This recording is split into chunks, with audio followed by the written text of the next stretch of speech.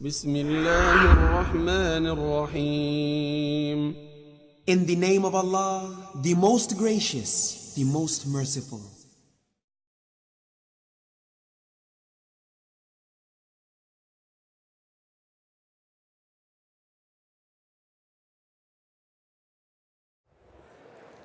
Assalamu alaikum. I can't hear you. I can't see you, but I can. Assalamu alaikum. On behalf of the IamY Think-Tank, we thank you for this opportunity for me to give a brief overview of some of the research in which we are engaged in. It was a pretty difficult task because I had to reduce 50 slides down to 12. Great, we have them up there. Okay. I'm going to go through this very quickly. The next slide. It's research that I'm doing on American Muslim students' identity development in Islamic and public schools. And these are some of my initial findings. Next slide. The participants in this study were randomly selected from current members of MSA at NJIT, Rutgers, Newark, and also from connections on the LinkedIn professional networking website. All of the Muslims had to have lived in the United States and attended schools in the United States during their K through 12 years. Also, they had to be attending or have attended college. Every effort was made to give a balanced representation of males and females. There were 54 total participants thus far, 28 males and 26 females. Next slide. Now, there are a number of initial findings, but I have reduced them down to these four.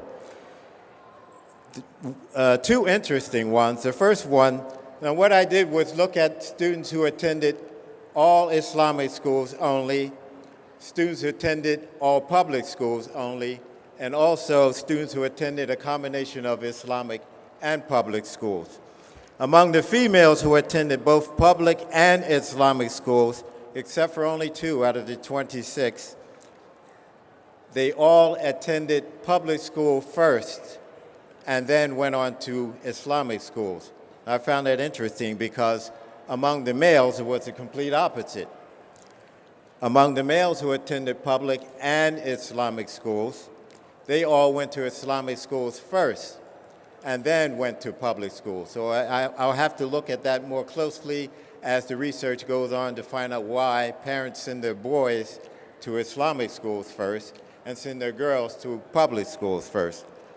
Only 3 of the students, and these are 3 males, all who have attended only Islamic schools, said that they would send their children to all Islamic schools, while the rest of the respondents said they would send their children to either public or all public or a mix of Islamic and public schools.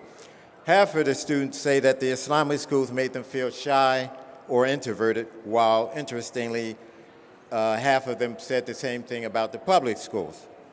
Next slide. The next study is done by Dr. Imad Hamdi. We don't have initial findings there yet, but I wanted to at least publicize what he's doing. It's called The Crisis of Knowledge, Internet and Reconfiguration of Islamic Authority on Web 2.0. And he's looking at where students go to seek Islamic knowledge and possibly become victimized by some of these, quote, Islamic professional or experts on the internet. Next slide. Muslim youth bullying and youth and bullying. Initial findings related to prevalence rates and correlates. This study was done by Dr. Nadia Ansari. She's an associate professor at Rider University, and I will give you just how she selected her sample. She had 86 adolescents, 55 females, 31 males. These children ranged from age from 10 to 18. The ethnic breakdown, only about 40% were Arab American, 14% Asian Pacific Islander, 7% reported multi-ethnicities, and almost 35% chose something that wasn't an option on her questionnaire. 70% of the participants reported that they were born in the U.S., and 21% said that they lived in the U.S. for at least 9 or more years. What she found was that 27.1% reported being bullied more than once, 14% reported being threatened or forced to do something, almost 33% reported being called mean names versus 53.6% of the rest of the population. Around 35% reported being excluded from social groups. Almost 25% reported being lied about or have had false rumors spread about them,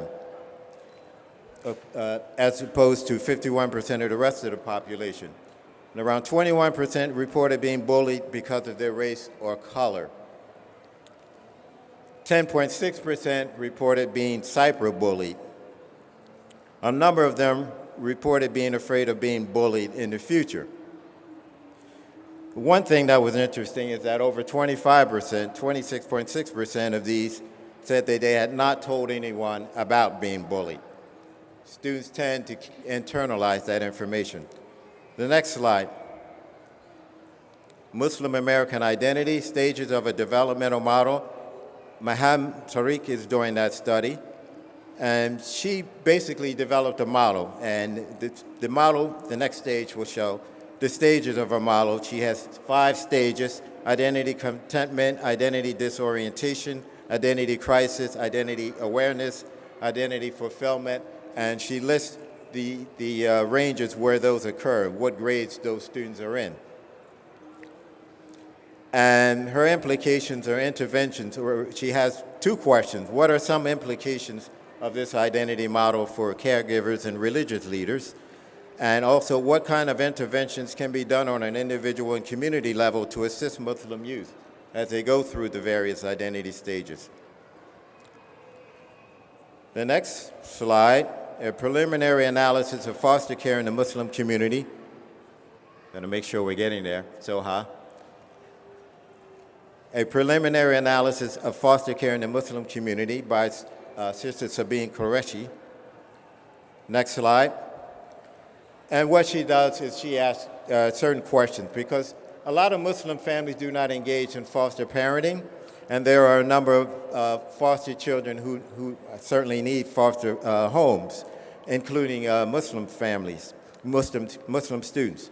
So she asks, what is a foster parent? She gives information on statistics from New Jersey and New York, Muslim foster children and non-Muslim families, which is interesting. Why are we hesitant to do so? What are the solutions? And how to become a foster parent. And our last study, I believe, here on the list. Thank you, Soha. American Muslim Youth Identity, Religious Participation and Social Action, done by Sister Rania. Next slide. And she has answers to 3 questions.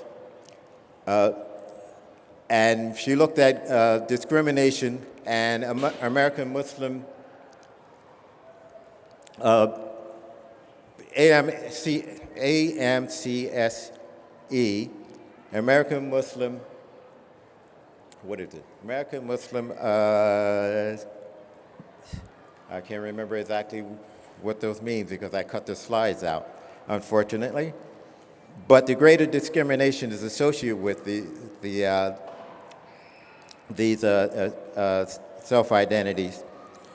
And the second question, the interaction between religious participation and perceived discrimination significantly relates to this. The third research question, AMCSE, and I will get you that, significantly relates to the participants' likelihood to engage in social action. Now I have, thank you, Soha, we're at the end of that.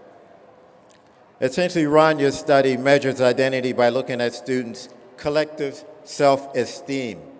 And that's what the AMCSE stands for, American Muslims Collective Self-Esteem. And that is essentially their self-esteem in relation to both their American and Muslim cultural groups. Now, a major theme in all of our work deals with American Muslim identity.